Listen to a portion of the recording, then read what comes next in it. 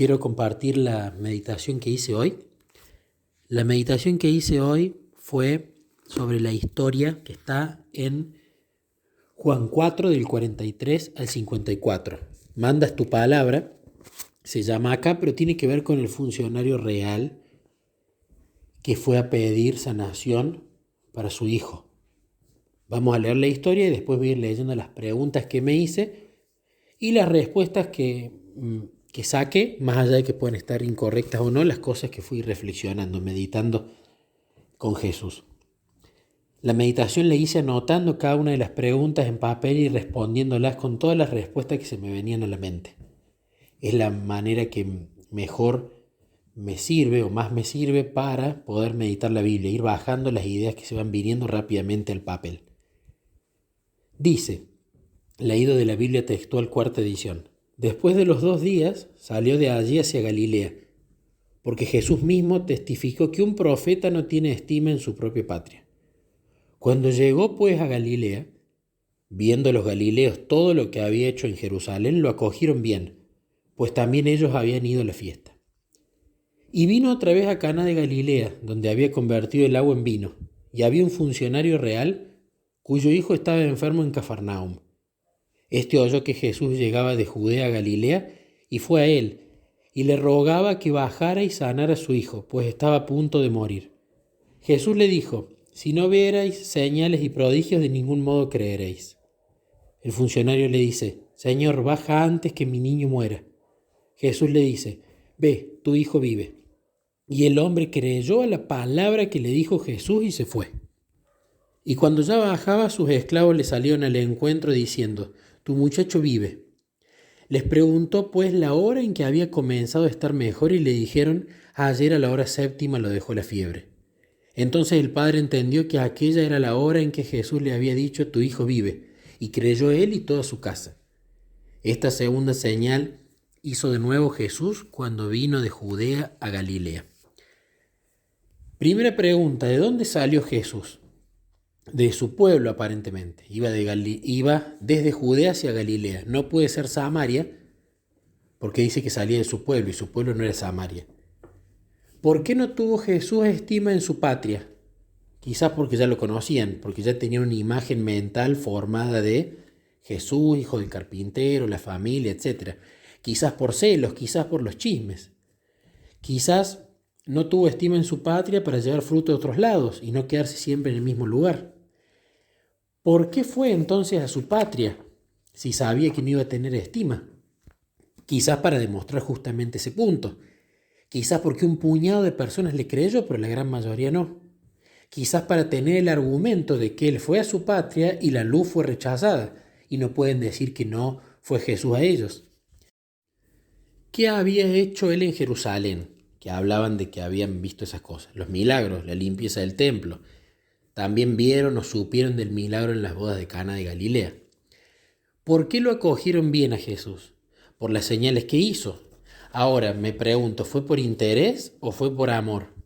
¿Fue por beneficios físicos o fue por beneficio espiritual? Usualmente cuando vamos a Jesús por primera vez vamos por egoísmo. Voy porque tengo una enfermedad, voy porque tengo un problema económico, voy porque tengo a alguien que está sufriendo, voy porque tengo un vacío espiritual, pero usualmente no vamos por amor.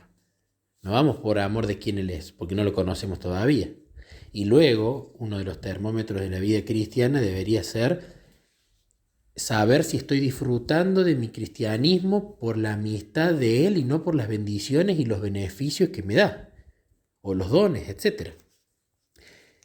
¿Qué es acogerte bien? ¿Qué significará eso? Me imagino que es darle comida, le dieron bebida, le dieron techo, le dieron un baño para que haga sus necesidades, quizás para que se bañe, tenga un aseo personal. ¿A cuánto queda Caná de Galilea de Cafarnaum? Que esto es un dato importante. Lo busqué en internet, a 38,7 kilómetros, muy cerca. ¿De qué origen era el funcionario real? Seguramente era romano. ¿Cómo supo este funcionario que Jesús llegaba de Judea a Galilea? Los rumores parece que en esa época se esparcían rápido. El funcionario debe haber estado en la boda de Caná o quizás creyó el testimonio de los que contaron sobre ella y los demás milagros que hizo Jesús. El funcionario quizás practicaba, me imagino, como romano el politeísmo, con los dioses romanos, pero no creía en él definitivamente. El funcionario real tenía o sea, era prosperado de forma laboral, sí, económica seguramente también. Quizás cuando el hijo empezó a estar enfermo, invocó a sus dioses por la enfermedad y no le respondieron. Y quizás ante ver esa falta de respuesta de los dioses falsos, decidió ir a Jesús por eso. Hizo un abandono del mundo y el paganismo por Jesús. Dejó de ser un espectador del testimonio ajeno para ser un contador del testimonio propio, con lo que pasó después. ¿Cuántos hijos tenía el funcionario real? No dice la historia, pero quizá podemos presumir que era uno solo, era su heredero varón, lo cual era de sumo orgullo e importancia en esa época. Quizás ya era grande para tener más hijos. Suena un poco insensible esto, pero quizás ya era grande y no tenía la posibilidad de incluso tener más hijos si este hijo fallecía. Por supuesto, un hijo no reemplaza a otro, pero sí puede aliviar esa tristeza de la pérdida, ¿no? Ahora, ¿fue el funcionario real a Jesús o fue Jesús a él? En realidad fue el funcionario a Jesús, no fue Jesús a él como en otros casos. Ahora, ¿por qué no fue Jesús a él y fue el funcionario a Jesús? Porque el funcionario ya tenía la luz suficiente para saber cómo encontrarlo. Sabía lo que Jesús había hecho, tenía los recursos y sabía dónde estaba. Entonces, el funcionario hizo el esfuerzo que se requiere de nuestra parte, porque nuestra parte es inconmensurablemente pequeña, pero si no la hacemos, Jesús no va a hacer la suya. La parte inconmensurablemente pequeña, el esfuerzo nuestro es esa comunión diaria, la oración, la meditación. El funcionario real hizo la suya, Jesús hizo la suya. Jesús ya sabía que su hijo estaba enfermo y suponemos que sí, porque Jesús mismo, divino y humano, era omnisciente. ¿Por qué no lo curó Jesús si ya lo sabía? Porque el funcionario no se lo había pedido aún y Jesús respeta la libertad nuestra. ¿Y cómo fue el pedido del funcionario real para con Jesús? Dice que fue un ruego por sanación. Sanación en el lugar donde estaba su hijo, en Cafarnaún. El funcionario no sabía que la palabra de Jesús fuese tan efectiva como su toque. El Evangelio de Juan es el Evangelio perfecto para nosotros hoy, porque todos los milagros que hay en el Evangelio de Juan no son por el toque de Jesús, son por su palabra, que es lo mismo para nosotros hoy. Los milagros de Jesús, la conversión, la sanación y los demás milagros que incluso hace hoy en día, no los hace porque Él baje físicamente, toque a la persona y la sane, lo hace por su palabra. Y el funcionario yo creo que creyó en que Jesús tenía el poder para sanar a su hijo, no en resucitarlo. ¿Tenía fe el funcionario? De algún modo yo creo que sí, porque fue 38 kilómetros de Cafarnaún dejando a su hijo medio muerto para verlo a Jesús. Pero parece que Jesús ayudó a su fe, porque Jesús le dice que no iba a creer si no veía esos prodigios y señales. ¿Cuál era el prodigio o señal? La sanación del niño. ¿Era esto únicamente para el funcionario y su familia, esta frase que la Biblia dice que Jesús se la dijo directamente a él? Y yo creo que era una frase primero para los politeístas, el funcionario y su familia y quizás sus amistades que iban a escuchar el testimonio. Y segundo también para los judíos, que iban a presenciar eso o que iban a escuchar el testimonio del funcionario o los rumores que iban a decir otras personas sobre lo que ahí había pasado. El testimonio de que había fe en otros pueblos paganos. O sea, iba a terminar demostrando Jesús que primero que los judíos mucha fe no tenían. Había alguno que otro sí, pero el testimonio de que había fe en otros pueblos paganos y que Jesús vino a ayudar a todos, no solamente a los judíos. Por otro lado, ver señales y prodigios es la forma de creer. Pareciera que para algunos sí.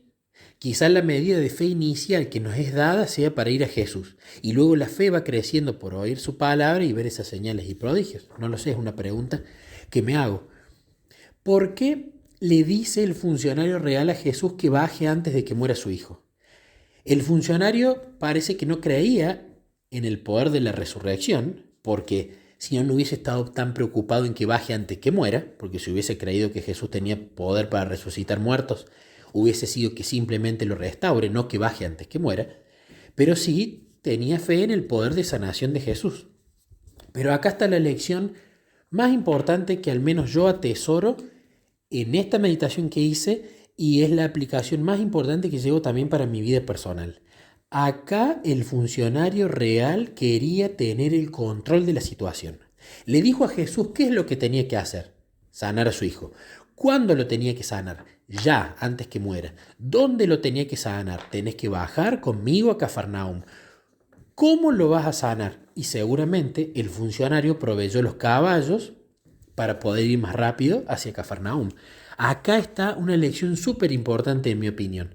Nuestra parte inconmensurablemente pequeña es ir y rogarle y clamarle a Jesús por los pedidos que tenemos, ¿sí?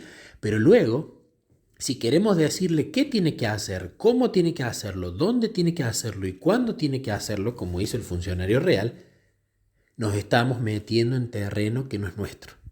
Eso encima genera estrés, pérdida de tiempo planificando, planificación humana y malos resultados.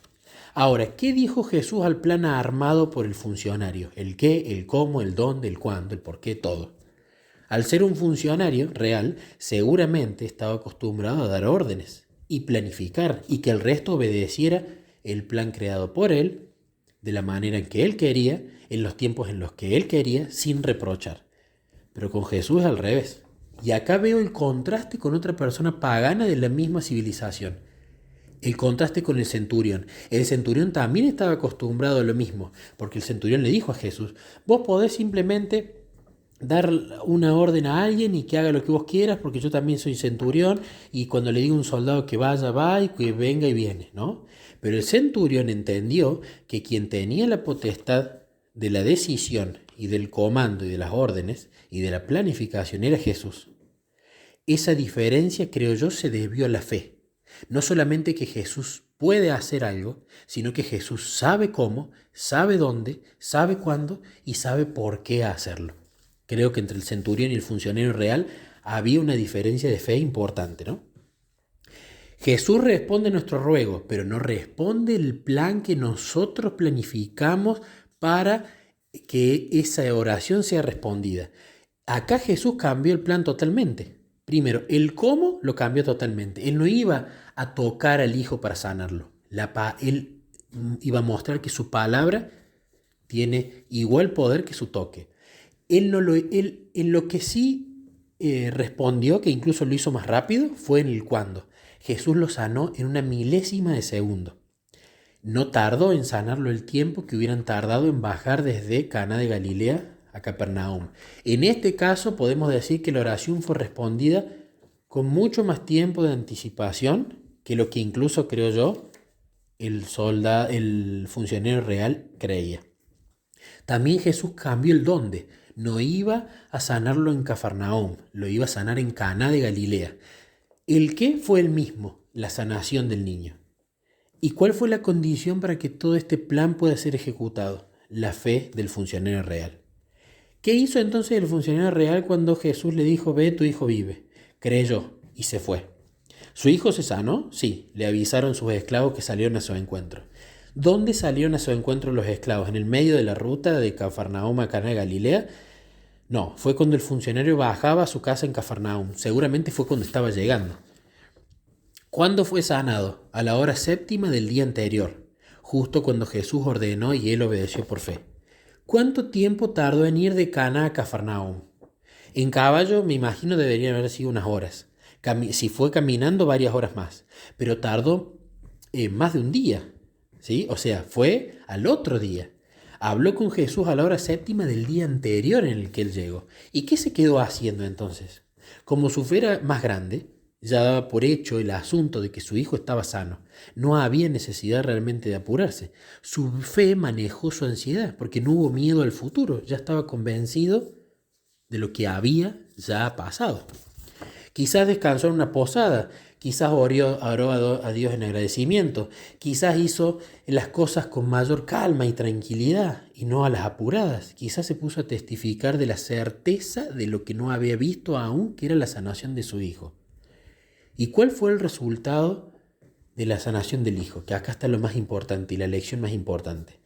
Porque creo que si nos llevamos la lección de que si yo le oro por sanación y le ruego por sanación a Jesús, Jesús sana, eso es un grave error. y puede llevar a que mucha gente crea de que si oró fervientemente por sanación y no sanó Jesús a esa persona, puede equivocadamente pensar que le falta fe o que no es digno de recibir esa bendición.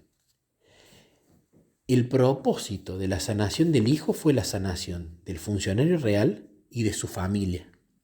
La sanación acá tuvo un propósito de salvación. No siempre Dios va a responder con sanación. Él sabe por qué. Pero eso es algo importante a tener en cuenta.